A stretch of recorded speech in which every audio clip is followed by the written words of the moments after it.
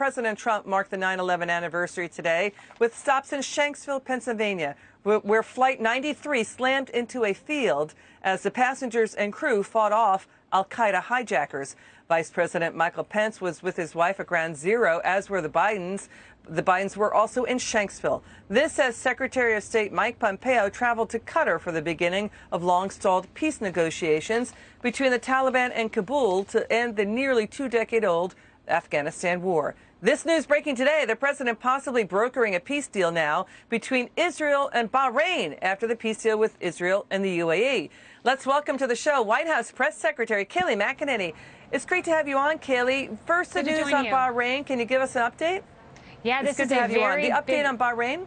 It's a huge deal, Liz. To put this into perspective, in all of time since Israel was founded, there have been 4 landmark peace deals between countries normalizing relations. The first 2 deals happened long ago. It took 26 years before we got yet another, and that was on President Trump's watch. And between the 3rd and the 4th deal, 29 days. So in 29 days, you have President Trump securing 2 historic peace deals, a very big accomplishment, not to mention Serbia, Kosovo economic ties as well. This is deserving of a Nobel Peace Prize. And talk is Saudi Arabia might be next. What's the word on that?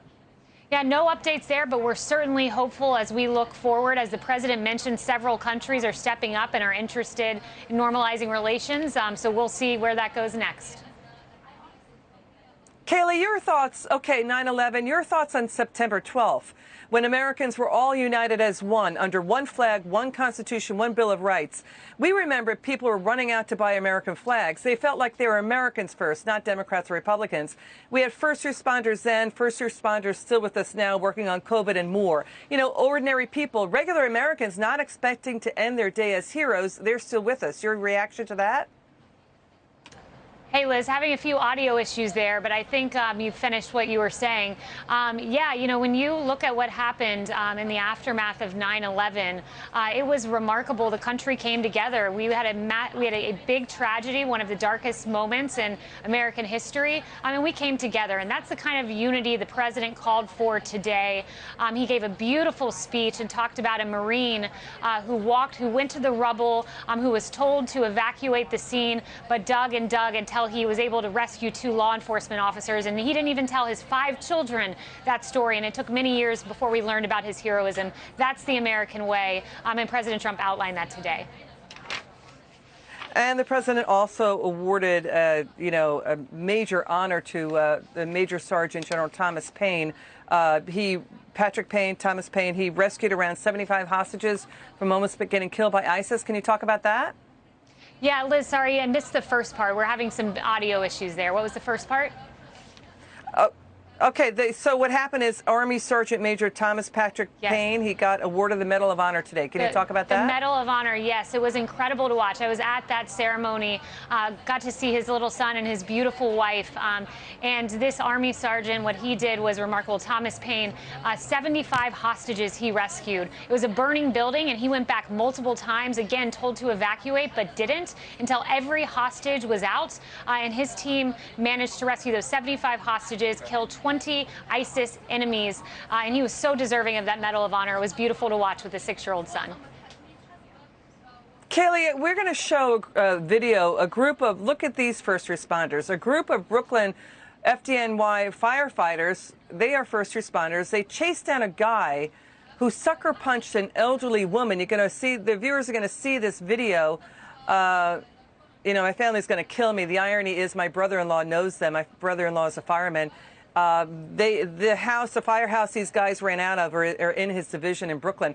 Your reaction to now the FDNY getting in on the action, they're stepping up as the push is on to defund the police. Yeah, it's amazing. You're seeing things like this happen all across the country in our streets. Lawlessness, harassment, and it's uncalled for. And that's why you have this president who's saying, I want law and order and peace on our streets. But, SDNY getting involved at a time when, of course, our valiant police officers are being called to be defunded. We know Bill de Blasio taking money from them. We should be supporting our law enforcement officers around this country who protect us each and every day. Mayor Rudy Giuliani, New York leaders got New York reopened pretty quickly after 9/11. Okay, they fought to do that. Your reaction to this story about the heads, the CEO and chairman of over 160 major companies. We're talking Pfizer, JetBlue, the NBA, WNBA, Goldman Sachs, MasterCard. They sent a letter to Democrat Mayor Bill de Blasio of New York City saying you are jeopardizing New York's economic recovery. You got to crack down on crime and fix quality of life problems because New Yorkers have a lot of anxiety over that. Look at the list of companies saying, de Blasio, get on the stick and fix the problem. This is a major vote of no confidence in the mayor of New York City. Your reaction? Yeah, that is exactly right for those companies to call out his recklessness. He talked about New York having a peaceful weekend. No, New York did not have a peaceful weekend. There have been multiple shootings. We know 1,000 shootings. We also know that in 1 month there was a 277% spike in these shootings. Mayor de Blasio, I don't know if he's taking a nap in his office or at the gym, things he's well known to do, but wake up and secure your city. Stop painting murals and start protecting Americans and New Yorkers. Quick final question, Kayleigh. We're going to dig into this later. The president is saying he will shut down domestic extremists who are now threatening election-related chaos and violence, street action, if the president wins and Biden loses. Your reaction to that?